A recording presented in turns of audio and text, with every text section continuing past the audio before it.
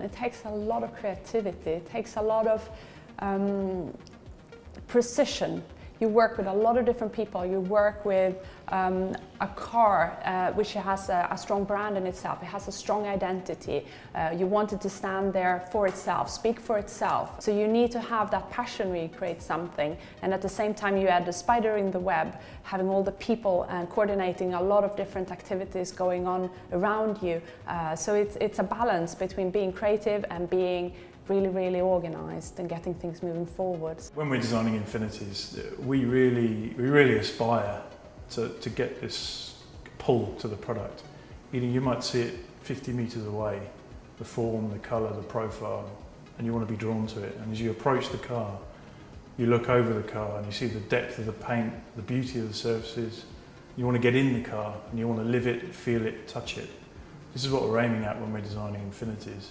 When you create a color and trim scheme for a car, you try to do a whole palette of different colors, and this palette needs to cater for a wide audience and to get the car dressed in a way that's used that volume, that brings out the shape of the vehicle. So for an exterior body color, you want body colors that creates, that enhance the shape, enhance the reflection and the shadows of the vehicle. And the interior of the car, of course, would need to be in harmony with the exterior, and you would create materials that are suited and enhance the creative design language that the designers are designing.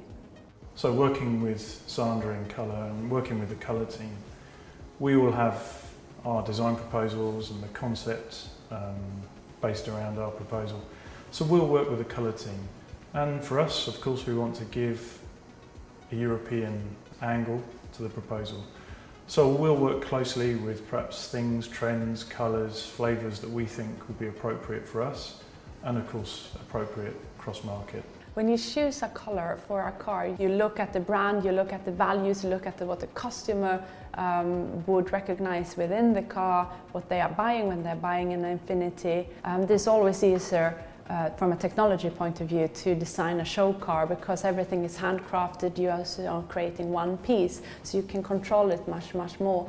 When you're doing a production vehicle, you have to adapt your color choices and your materials and your paint process to the volumes, the mass volumes. To keep this consistency, to keep the security. In the past, choices were more limited. Now robots are getting better, technology is getting better, materials are getting more advanced. We have nanotechnology, we have more precision with the robots spraying the vehicles, and we have our suppliers producing all of our materials. They also have better technology producing all of their things, which gives us as a designer more liberty. We can be a little bit step ahead, we can give better choices to the customer, we can get more closer to what we do in the creative car industry when we design a concept car, and we can translate more and more of that into the production vehicles. I think colour itself will evolve.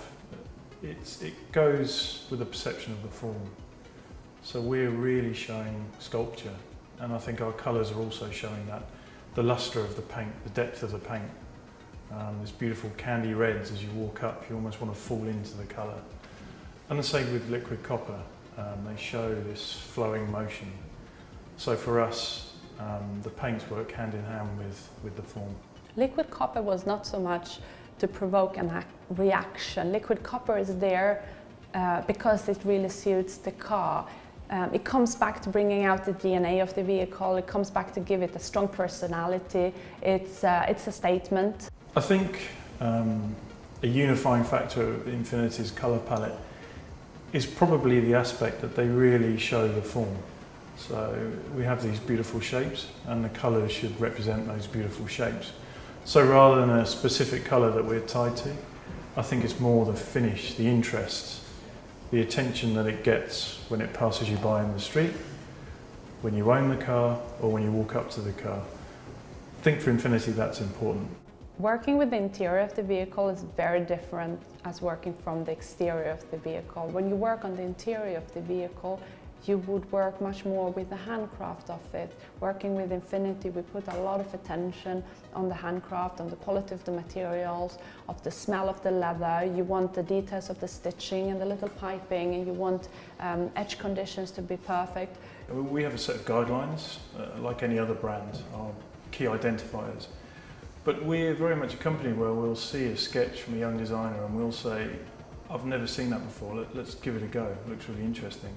Rather than, I've never seen that before, I don't think we should try it. We're always going to experiment, we're going to push, we're going to be daring. In the colour and trim team, we work very closely with interior and exterior designers when we do our work. And we work with them from the start. So when they start to sketch their first exterior sketches, or when they start to do their first layout of the interior to decide the volumes, the general volumes of the interior, that's when we start also to work with them.